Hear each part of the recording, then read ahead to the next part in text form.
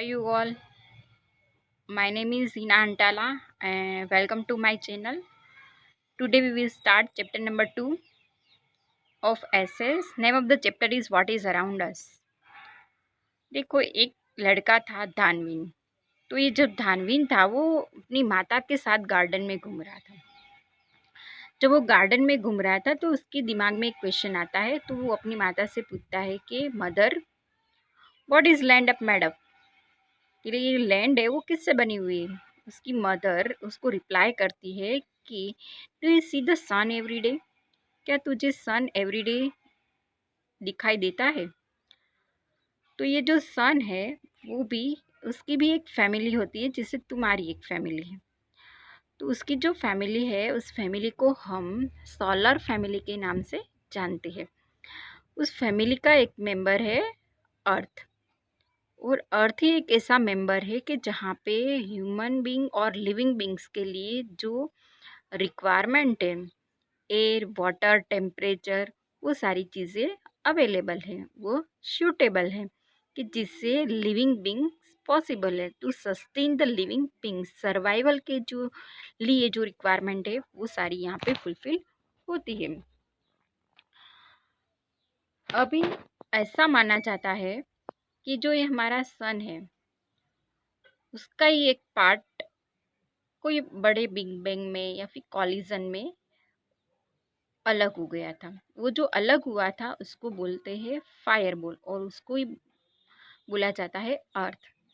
Generally it is believed that part of sun which has been detached from the sun after the collision is earth, है ना। At the time of this its origin it was in the form of fireball. उसके origin के time पे वो fireball के form में था। This fireball started to cool down slowly. ये जो फायरबॉल है वो धीरे धीरे ठंडा होने लगा। उसमें से बहुत सारे एलिमेंट जो थे वो लिक्विड फॉर्म में कन्वर्ट हो गए। वो जो लिक्विड फॉर्म में कन्वर्ट हो गए थे उसमें से कुछ पार्ट थे जो सॉलिड फॉर्म में कन्वर्ट हो गए। During this process the element which go transform into solid are known as the lithosphere. इसी टाइम पे जो डिफरेंट डिफरेंट फॉर्म में कन्वर्जन हुआ था उसमें जो पार्ट सॉलिड फॉर्म में कन्वर्ट हुआ था उसको हम बोलते हैं lithosphere. In the part go transform into liquid form are known as the hydrosphere. वो जो पार्ट हाइड्रोस्फीयर, जो पार्ट लिक्विड फॉर्म में कन्वर्ट हुआ था उसको हम बोलते हैं hydrosphere. And the element which transform into gases came to be known as the atmosphere.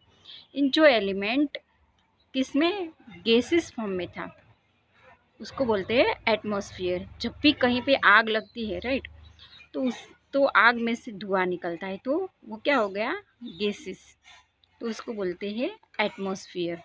तो ऐसे ही फायर बॉल जो था वो धीरे धीरे ठंडा होने लगा। ठंडा होने होता गया, उस ठंडा होता था तब उसमें से कुछ पार्ट लिक्विड फॉर्म में कन्वर्ट हुआ। वो जो लिक्विड फॉर्म में कन्वर्ट हुआ था उसमें से कुछ पार्ट सॉलिड फॉर्म में कन्वर्ट हुआ और कुछ पार्ट जो था वो ऐसे गैसेस, है ना। तो ये जो सारे फॉर्म थे उसको डिफरेंट डिफरेंट नाम से हम जानते हैं। जो सॉलिड है उसको लिथोस्फीयर बोला जाता है, जो लिक्विड है उसको हाइड्रोस्फीयर बोला जाता है और जो गैसेस है उसको बोला जाता है एटमॉस्फेयर। ये सारे जो तीनों फॉर्म है, हाइड्रोस्फीयर, लिथोस्फीयर एंड एटमॉस्फेयर, तीनों का जो कॉम्बिनेशन है उस पे ही लिविंग बीइंग पॉसिबल है। उससे जो ये वर्ल्ड बना हुआ है उसको बोला जाता है biosphere. That is above all the living world which developed due to, जो लिविंग बीइंग है वो डेवलप क्यों हुआ है, because of water, because of air, because of land. तो ये जो पूरा फॉर्म क्रिएट हुआ है, पूरा वर्ल्ड जो क्रिएट हुआ है उसको बोला जाता है biosphere. In this way the four spheres came into existence on earth. इसी तरह से फोर स्फीयर मतलब लेयर्स अर्थ पे है जिसको हम डिफरेंट डिफरेंट नाम से जानते हैं। Lithosphere, hydrosphere, atmosphere and biosphere. let's let's understand lithosphere in detail. You can see in the picture that, okay, I have to give one homework that you have to prepare this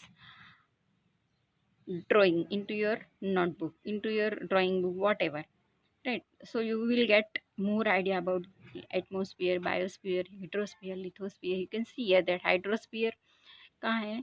water. Atmosphere हवा, right. Biosphere जो ये total है उसको biosphere, और जो solid form है उसको बोला जाता है लिथोस्फीयर.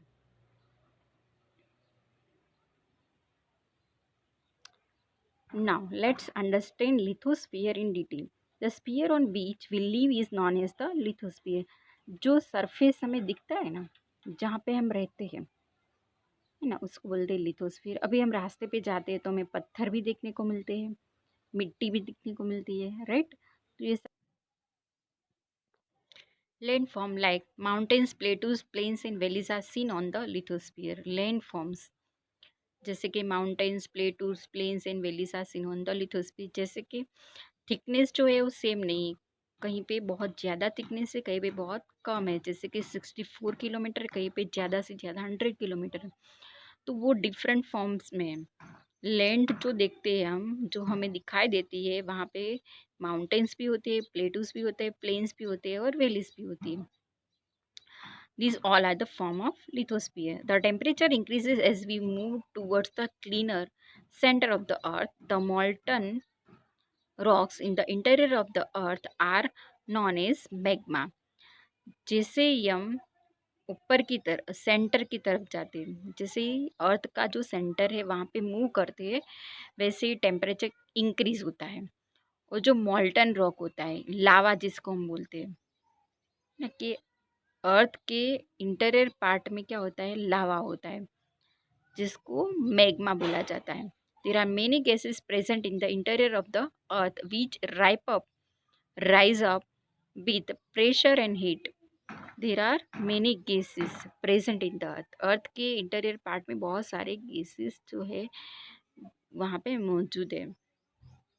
ये जो सारे अर्थ के गैसेस है, earth which rise up with pressure and heat.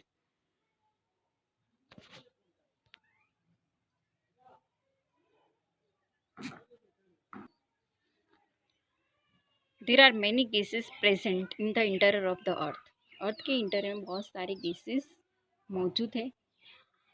Which rise up with pressure and heat. जो राइज अप, जो इंक्रीज होते हैं, ऊपर आते हैं, जैसे प्रेशर या फिर गर्मी बढ़ती है. But the pressure of the rocks of the surface of the earth is equally strong. But जो सरफेस का प्रेशर है वो स्ट्रॉन्ग है. मतलब जो इंटीरियर पार्ट से जो प्रेशर आता है वो, और जो सरफेस एरिया से जो प्रेशर होता है वो, दोनों प्रेशर जो है इक्वली स्ट्रॉन्ग है. Because of that balance between the two is maintain. इसीलिए दोनों के बीच में बैलेंस मेंटेन होता है. So the crust of the earth does not break. इसीलिए जो अर्थ का क्रस्ट है वो ब्रेक नहीं होता है. अदरवाइज नीचे से अगर प्रेशर आता है बहुत ज़्यादा है और ऊपर से कोई प्रेशर नहीं करे तो क्या हो जाएगा? अर्थ अर्थ का जो सरफेस एरिया है वो ब्रेक हो जाएगा, क्रस्ट एरिया ब्रेक हो जाएगा. इसलिए दोनों की तरफ, दोनों साइड से प्रेशर रहता है. बिकॉज ऑफ दैट वो बैलेंस रहता है. When the balance between the two is not maintained, जब ये बैलेंस जो है वो इक्वल नहीं रहता है, the crust breaks and volcanoes erupts. जब ये दोनों साइड का जो प्रेशर है, इंटीरियर एरिया का जो प्रेशर है वो, और जो सरफेस एरिया, एक्सटीरियर एरिया का जो प्रेशर है वो जो दोनों प्रेशर अगर इक्वल नहीं होते हैं तो क्या हो जाता है कि जो क्रस्ट है वो ब्रेक हो जाता है, जिसको हम बोलते हैं वॉल्केनो इरप्ट, राइट. जिसको हम वॉल्केनोस बोलते हैं, right. Mummy, how is the lithosphere useful to us. होता है कि मम्मी हमें ये जो लिथोस्फीयर है वो कैसे हमें यूज़फुल होता है, हमें कौन कौन सी चीज़ में ये बेनिफिट देता है, एडवांटेज क्या है. Where can be crust, where. Okay mummy, how is the lithosphere useful to us. के मम्मी ये जो लिथोस्फीयर हमें कैसे यूज़फुल होता है. Where can we construct our home if the lithosphere is not there. हमारा जो ये अर्थ नहीं होता, लिथोस्फीयर नहीं होता, तो हमारा घर जो है वो कहाँ पे बनाते. Without lithosphere how can we get water to drink. Lithosphere के बिना हम पानी कहाँ